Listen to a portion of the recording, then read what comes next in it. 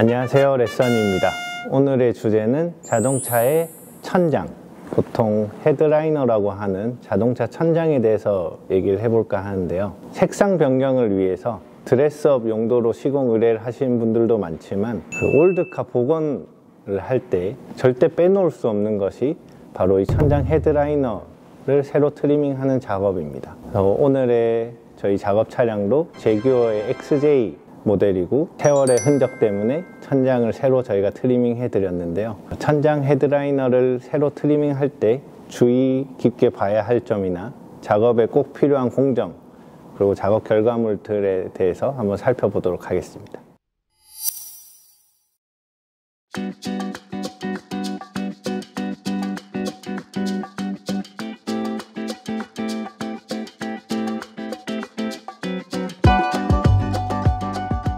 보통 이런 천장이 처지는 현상은 유럽 차량들에서 많이 보이는데요. 천장 내장재 안에는 얇은 스펀지가 하포가 되어 있습니다. 그리고 이 스펀지가 본드로 천장 그 면에 붙어 있는 것인데요. 장기간 야외 주차를 많이 해놨거나 이제 세월이 오래 흐르면서 이 본드가 녹았다가 굳었다가를 반복하면서 스펀지와 엉겨붙게 됩니다. 그러면서 접착력이 떨어져서 우리 전통 배흘림처럼 천장이 이렇게 쭉 쳐져 있습니다. 근데 이거는 다시 붙이려고 해도 절대 붙지 않아요. 접착력이 이미 완전히 소실이 돼 버렸기 때문에 무조건 뜯고 새로 붙여야 됩니다. 그럼 본드만 붙여서 얘를 그냥 다시 붙이면 안 되냐, 이 원단을. 되게 불가능한 것이 접착면 뒷면을 보면은 스펀지가 다 엉겨 붙어서 끈적끈적한 상태가 돼요. 겪어보신 분들은 아실 텐데 약간 그 카라멜 색깔의 스펀지 덩어리들이 차에서 뚝뚝뚝뚝 떨어져요. 이게 도대체 어디서 나온 거지? 천장에서 나온 겁니다. 그게 가죽에 묻으면은 잘 닦이지도 않고 특히 천재질에 묻어버리면은 지워지지가 않아요. 그런 현상이 이제 보이기 시작했다. 그러면 재빨리 천장을 새로 트리밍하는 것을 추천드립니다. 천장 헤드라이너를 교체하는 전체 과정은 사실 단순합니다. 천장을 뜯고 기존의 원단을 제거하고 새 본드를 뿌리고 새 원단을 입히고 다시 조립. 근데 그 하나하나의 공정은 굉장히 힘이 많이 들고 수고스럽습니다. 왜냐하면 일단 천장을 빼는 것 자체가 굉장히 어려워요.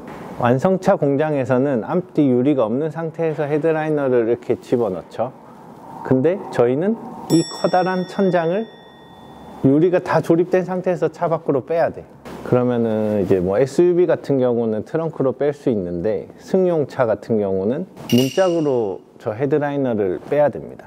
이 과정에서 헤드라이너를 일부 꺾어야 되고요. 그걸 이제 다시 펴야 됩니다. 나중에. 차가 작을수록 저희 작업자들이 굉장히 애를 먹습니다.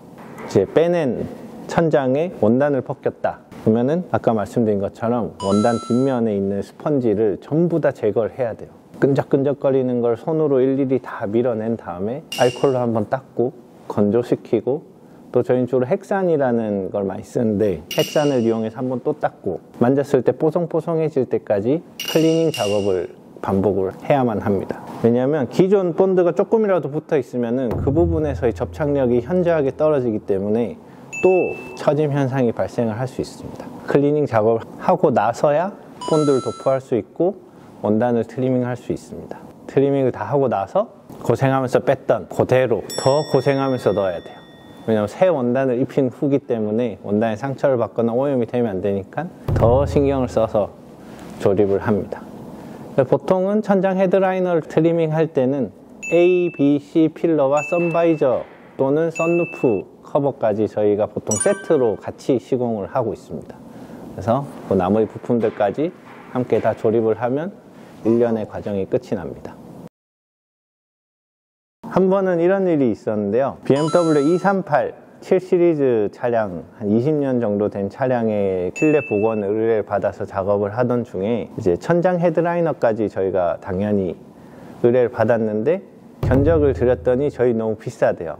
그래서 아는 공업사에서 싸게 해준다고 했다. 그래서 거기 의뢰를 했다고 합니다. 시공을 하고 오셔서 저한테 엄청 자랑을 하셨어요. 거기서 천장을 잘 뜯고 엄청 닦고 수세미로 문지르고 며칠을 밖에 일광 건조시키고 해서 본드까지 뿌려서 접착을 잘 해서 붙여줬대요. 그러면서 이제 자랑을 굉장히 많이 했죠. 우린 비싸다. 매겼죠. 근데 이제 이분이 뻥 안 치고 몇 개월 뒤에 저희한테 다시 오셨어요. 천장을 다시 해달라고. 쳐졌어요. 저도 궁금하잖아요. 그때 이제 자랑하시면서 저를 매겼기 때문에 솔직히 자존심도 상했고 또 이런 마음을 가지면 안 되지만 좀 꽃이다 라는 생각도 살짝 들었고, 근데 또 한편으로는 공업사에서 어떻게 했을까 궁금증도 생기고, 그래서 이제 흔쾌히 천장을 내려서 이제 뜯어봤죠. 근데 밑작업을 정말 잘하셨어요. FM대로 너무 잘했고 뽀송뽀송하게 잘 했는데 여기서 문제가 두 가지가 있습니다. 일단 천장 내장재에 맞지 않는 원단을 사용한 것도 문제고, 더 큰 문제가 바로 본드예요. 천장은 여름에 이제 밖에 세워두면 굉장히 많은 열을 받습니다. 그 열이 헤드라이너로 다 전달이 되겠죠. 근데 여기다 유성 본드를 사용을 하면 유성 본드는 내열 온도가 80도밖에 안 돼요. 버티질 못합니다. 한여름에는 그 온도 이상으로 가기 때문에 유성 본드는 조금 위험하다. 또 하나는 스웨이드와 본드의 궁합도 봐야 돼요. 스웨이드에는 제작을 할 때 폴리 계열의 플라스틱 성분이 조금씩 들어가요. 본드에도 동일 성분이 들어가 있는 본드가 있습니다. 그래서 본드를 구매하면 뒤에 성분표를 봐야 돼요. 그리고 우리가 구매한 스웨이드와의 궁합을 봐서 서로 같은 동일 원소들이 없는 원단과 본드를 사용해야만 최상의 접착력을 발휘할 수 있습니다. 그래서 기분 좋게 재시공을 해드렸습니다. 이거는 영원히 붙어있나요? 지금 2년 다 돼 가는 것 같은데 얼마 전에도 오셨어요. 잘 붙어 있어요. 눈으로 다시 확인했고,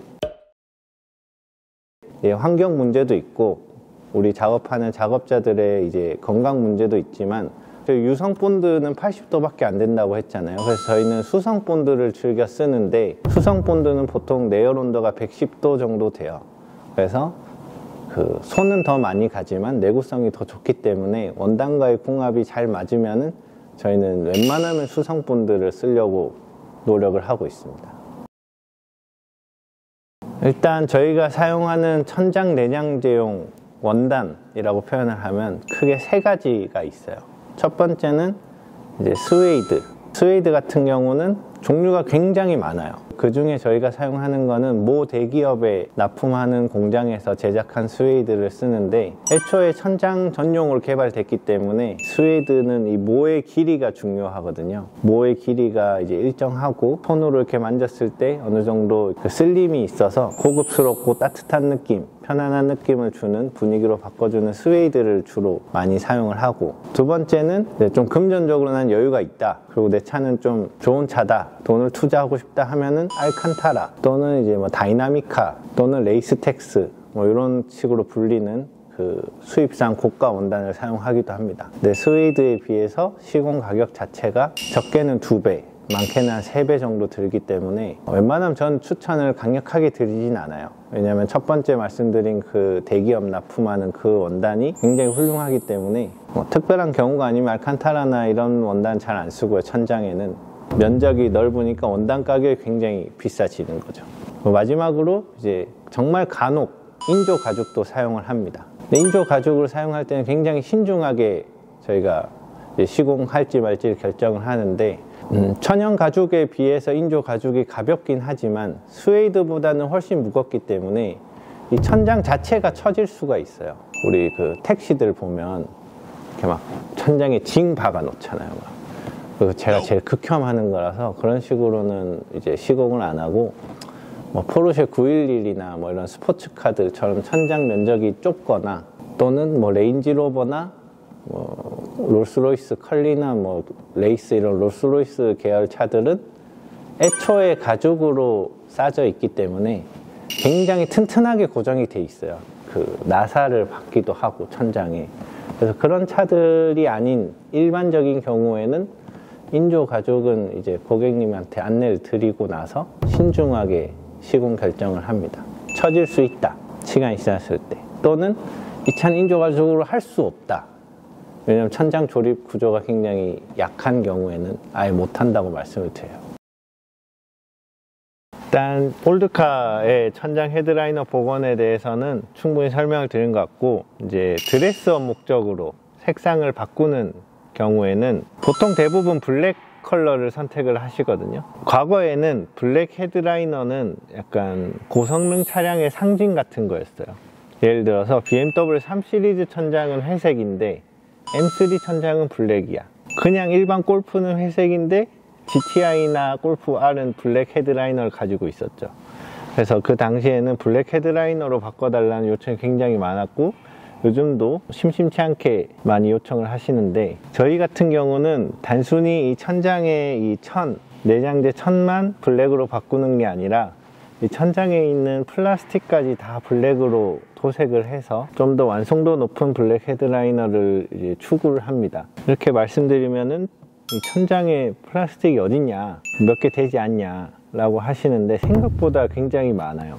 천장에 달린 손잡이도 플라스틱이고, 선바이저 고정 클립도 다 플라스틱이고, 중간에 이제 이 맵등이라고 하죠. 실내등 조절부도 다 플라스틱이고, 심지어 이런 B필러, 안전벨트 나오는 거, 그리고 에어백 캡, 이런 기타 등등 생각보다 플라스틱이 많아서 그 블랙 헤드라이너로 교체 시에는 기존 트리밍 비용 외에 도색 비용도 추가가 되는 경우가 많습니다.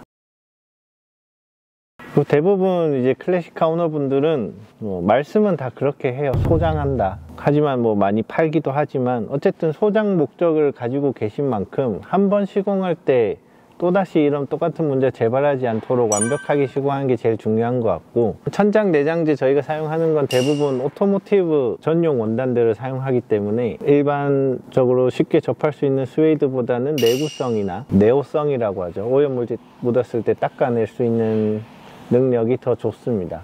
그래서 그런 어떤 원단을 사용하는지, 어떤 식으로 시공하는지도 꼼꼼히 살펴보시고 업체를 선택하시면 좋을 것 같습니다. 솔직히 말씀드리면은 이게 올드카 가지고 계신 헤드라이너 고민 중인 분들 모두 환영합니다 라고 해야 되는데, 또 마음 한편으로 이게 너무 힘들어요. 솔직히 이거 하면은 저희가 보통 1박 2일 내지 2박 3일 잡는데, 이 차는 2박 3일 걸렸거든요. 이거 좀 힘들긴 합니다. 그래서 그만한 비용을 저희는 이제 청구를 하고 있고, 그래도 환영합니다. 지금 시공한 이 제기어 차량은 정비를 다 하고 마지막으로 천장 헤드라이닝을 이제 트리밍하러 오셨는데, 굉장히 힘들었지만 그 힘든 만큼 이렇게 깨끗하게 바뀐 실내를 보면 너무너무 뿌듯합니다. 이 차주분 같은 경우는 사실 제가 1박 2일 안내를 드렸어요. 근데 뜯어보니까 이게 이틀에 안 끝날 것 같아서 3일 걸릴 것 같다, 죄송합니다, 양해를 구했더니 상관없대요. 완벽하게만 해달래. 시간은 3일이고 4일이고 5일이고 필요한 만큼 들을 수 있으니까 완벽하게만 해달라. 그런 이야기를 들으니까 죄송한 마음도 당연히 있지만, 차에 대한 애정이, 그간 했던 마음고생이 모두 이해가 돼서 더 열심히 시공을 했던 것 같습니다. 그리고 이제 곧 출고를 할 텐데, 고객님이 이걸 보시고 굉장히 흐뭇한 미소를 지어주셨으면 좋겠네요.